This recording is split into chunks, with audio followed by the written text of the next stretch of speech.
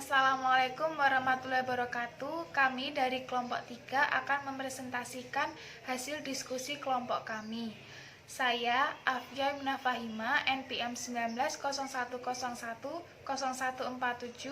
akan menjawab pertanyaan nomor 1. Jelaskan bagaimana lingkungan eksternal mempengaruhi budaya organisasi.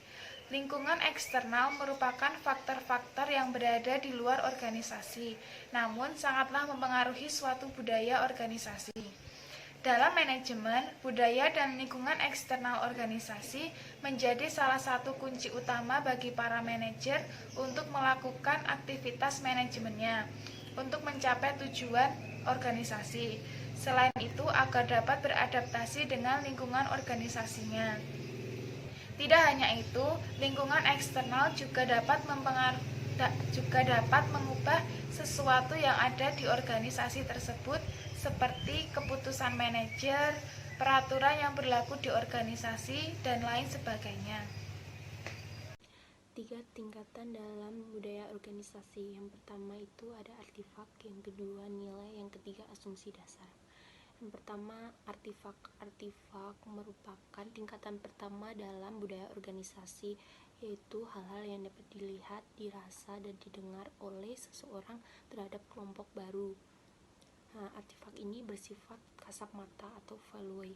Contohnya itu cara berpakaian dan cara berperilaku, karena di dalam organisasi yang satu dengan organisasi yang lain kan artefaknya tentu berbeda-beda.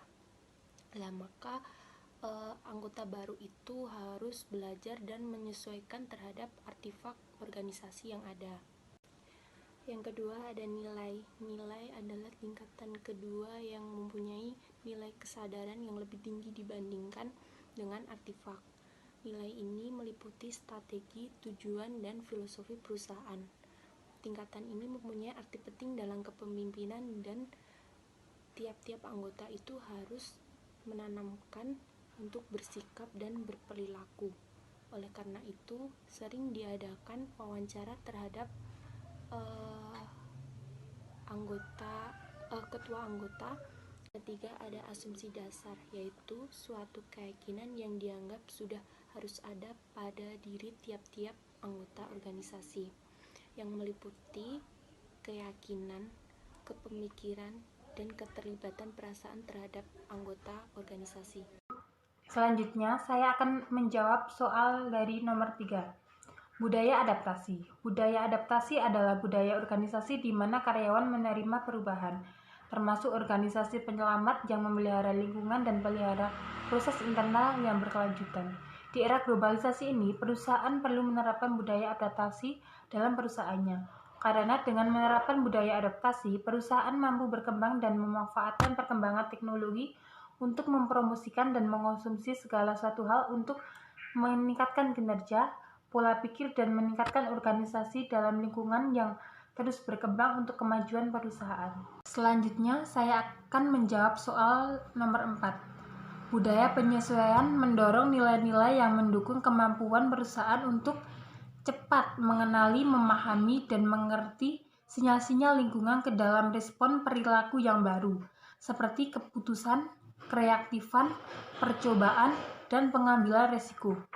Budaya pencapaian, budaya yang berorientasi pada hasil, seperti menghargai persaingan, keagresifan, inisiatif, dan rela bekerja keras.